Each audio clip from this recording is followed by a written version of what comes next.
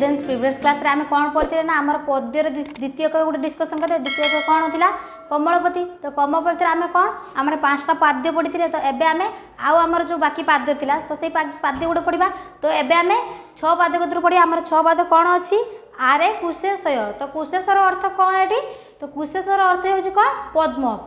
पद्म को अन्य गुटे नाम रे संबोधन कराइछि कोन ना कुशेषय। कुशेषय के अर्थ पद्म है। तो कौन कही आरे कुशेषय तू कि नित्य पुण्यमय अमृत हृदय। से कह तू कि नित्य तू कौन सब बेले पुण्यमय अमृत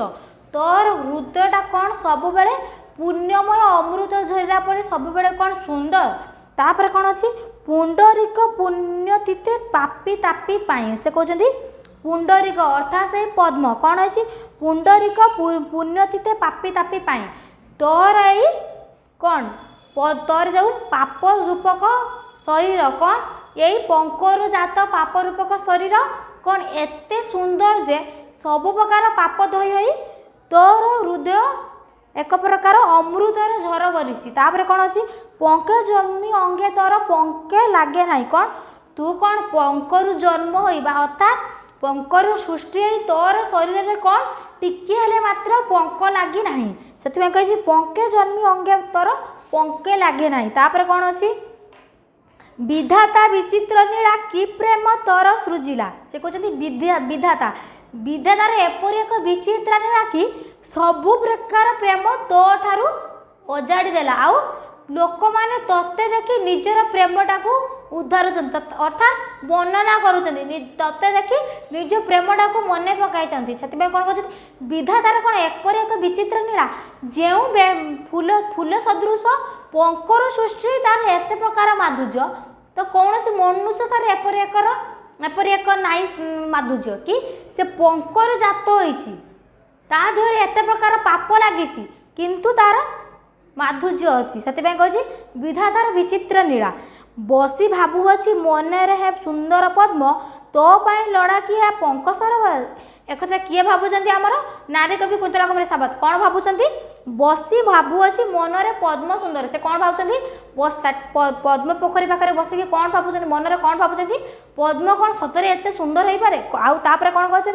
तो पाई लड़ा कि यही पंक सरोवर कौन तो पाई केवल ये लुड़ा कौन ये पंक सरोवर यही पंकरे कौन तार जो जात पंक नथिले आउ कौन प्रकार स्थान में कौन तार तोर स्थान ना केवल ये पंक सरोवर तते कौन आवश्यक अच्छी। तापर आमर 7 पाद्य पढ़िया 7 पाद्य कौन अच्छी पंक बिना पंकज की न पारिब फुटी। से कहते पंक बिना पंकज की न पारिब फुटी पंक बिना पद्म अर्थात पंकज अर्थात पद्म। तो पंक बिना पंकजर कौन किसी प्रकार अस्तित्व ना से कहे पंक बिना पंकज की न पारि फुटी पंक बिना पंकज अर्थात पद्म कौ स्थान में फुटी पार ना।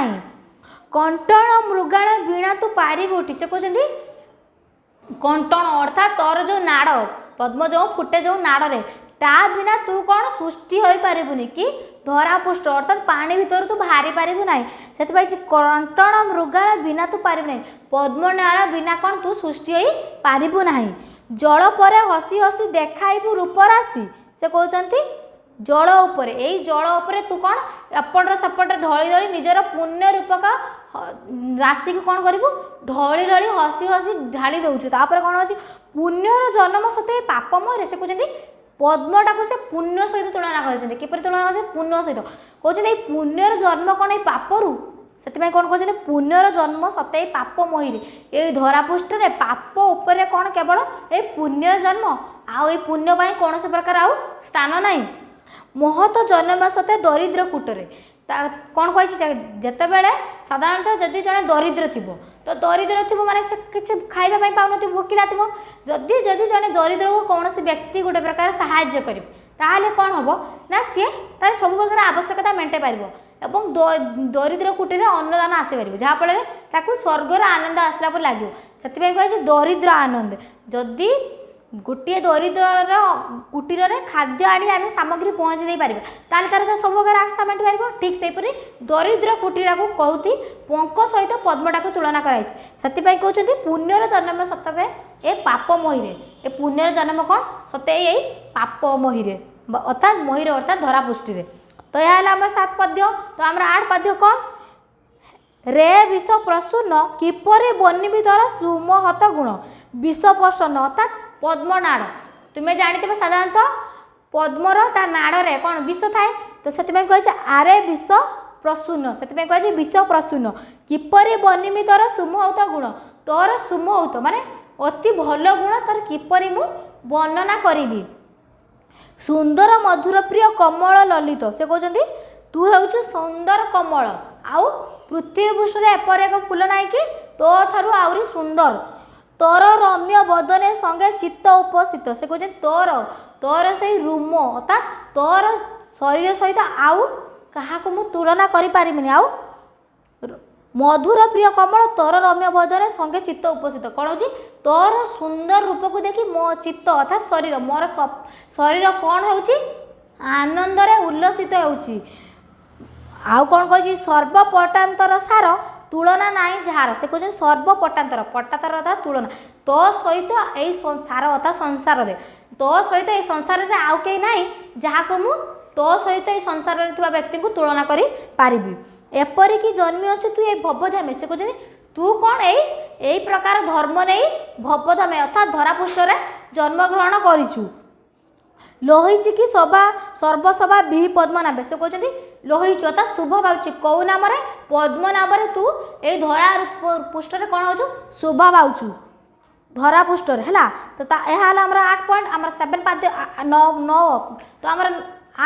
8टा पाद्य आम भल भाव पढ़ले तो ये आमर 9 पाद्य कति आम 9 पाद्य कौन अच्छी आरे पद्म फूल तो विभिन्न पाद्य विभिन्न नाम तुलना कराई तो 8 पाद्य आमर कौन वर्णना कराई आरे पद्म फूल सिंपल पॉइंट बुझाई आरे पद्म फूल नाही कि जगत जे कीर्ति तोर समतुल्य से कहते जगत में एपरी कौन सी फूल ना कि तो सहित समतुल्य अर्थात सामान भाव में तो सहित तुलना करा जाई परिबो एकाकी सौंदर्य तोर तोहरी उपमा से कहते तोहर सौंदर्य केवल तोहटारी लीन आउ क्या पाखे देखा मिल पार से कही एकाकी सौंदर्य तोर तोहरी उपमा हूँ तोहर सौंदर्य तो पाखे ही लीन रही कि जानिब जा तो विद्य सुषमा से कहते आउ कहार कि जानवर आवश्यक नहीं तो पाखे जो दिव्य सुषमा सब रही आउ कई फूल पाखे से सुषमा नाही तापर कौन अच्छी अच्छी रे राजीव अच्छी मो अंतरे जीव अच्छी अच्छी राजीव अच्छी मो अंतरे जीव एटा किए कहते एठारे नारी कवि कुतल कवि साहब निज कथा कहते कौन हो अच्छी अच्छी राजीव राजीव अर्थात किए सूर्य कौन अच्छी मो अंतरे जीव मो अंतरे अर्थात राजीव अर्थात सूर्य सूर्य द्वारा ही पद्मटा फुटे से सूर्य आउ पद्मटार संबंध गोटे अलग प्रकार से कही अच्छी अच्छी राजीव अच्छी मो अंतरे जीव मो अंतर मध्य गोटे जीव अच्छी तोठारू मोहत बड़ी तोठारू सुंदर कहते तोठारू मोहन आउ तोठारू बड़ी आउ तोठारू सुंदर अतुलित रूप राशि प्रेम से भास्कर से कहते अतुलित रूप राशि कौन तो तुलन कहार प्रेम शब्द से तो तुलन क्या वर्णना करा प्रेम से भास्कर प्रेम कौन कह भास्कर भास्कर अर्थात कौन सूर्य तो से कहते अतुलित रूप राशि प्रेम से भास्कर तो प्रेम तार तुलना क्या सहित कर प्रेम कौन कह भास्कर कहुए तो यह आम 9 पाद्य तो आम 10 पाद्य कौन अच्छी आरे ताम रस तो 10 पाद्य आउ गोटे ना संबोधन करे ताम रस अर्थात पद्म तापर कौन अच्छी एतनु सरसे हसे मो आत्मा सारस से कहते ए तनु तनु अर्थात शरीर सरसे माने मो देहरे कौन सरस अर्थात रूपक तनु रूपक शरीर कौन हो से मोर आत्मा आत्मा कौन पद्म रूपक आत्मा जपरी पद्म फूलटा निज नाड़ पद्म नाड़े सृष्टि होता है ठीक सेपरी मोर आत्माटा कौन पद्म नाड़ सहित संयुक्त हो रही जड़त्व देवत्व मर्त्य अमरत्व राजी जड़त्व देवता माने जपरी देवता मान आम साधारण मनुष्य बंची था आम देव देव आनंद पाई से कथा से कहते कौन मु बंची थाऊ थाऊ अमर मर्त्य मर्त्य कौन अच्छी अमरत्व राजे जपरी देवता माने स्वर्गपुर अमरत्व हासिल करती मु बंची थाऊ थाऊ धरापृष्ठ कौन अच्छी तो सौंदर्य माधुर्य को देखी मत अमरत्व आसला परी लगुच कौन अच्छी ताम जति मिली अबा हुए छाया बड़ी तो तामर जति कौन कहते जपरी जड़े जादूगर जन को जदि जड़े जादूगर जादू करने पूर्व कौन आखिरे कौन जादू करते जहाँफल सी जो जादू करे तो आमको सत बोली लगी ठीक से कही ताम जति मिली अबा हुए छाया बाजी तो छाया जेपरी मु तो प्रेम एपरी मोहित हो जाए मत कहीं जादू कला पड़ी मत अनुभव होउची पंकित आलिप पापे दग्धीभूत नाना तापे से कहते पंकित पंकर सृष्टि हो अनेक प्रकार पाप थाई कौन हुए दग्धीभूत नामे तापे तो तू पंकर सृष्टि हो तोर सब पाप से पंकर लीन हो जाए तू गोटे नूतन सृष्टि होतापर कौन कही नीति कांदे तथापि चारु आत्मा फूल से कहते तथापि नीति सब बेले कौन कांदे कौन किए कांदे ना चारु आत्मा फूल तो आत्मा रूपक शरीर अर्थात आखि कौन हुए नीति सबुदिने तोर रूपराशि को तोर ढल ढल रूपराशि को कौन देखी कौन मोर आत्मा रूपक फूल कौन हुए ना आखि दुईटा सब बेले ढल ढल कांदी थाए समस्त जगते कह कहीं ता तुल्य से कहते तो भली समस्त जगत रे आउ कहारी तुल्य नाही मु तो सहित आउ काहाकू तुलना करि परिबि नाही कोउठी ना ये समग्र जगत रे तो यह थिला हमर 10 पाद्य आज आमे कोन पढिले तो आज आमे हमर 5टा पाद्य पढिले तो यह हमर 5टा पाद्य आउ 2टा पाद्य जे अछि आमे नेक्स्ट क्लास रे पढिबा तो मु आशा करूची आज जे मु 5टा पाद्य पढिली तुमको भल भाबरे भल लागिथिबो जदी भल लागिथिबो तो वीडियो को लाइक करबो और जदी न बुझी पारिबो ताले तळे कमेंट करबो तो ए वीडियोटा को निजे देखिया सहित निजे सांग मानक शेयर करबो एवं आम चैनल को सब्सक्राइब करबो।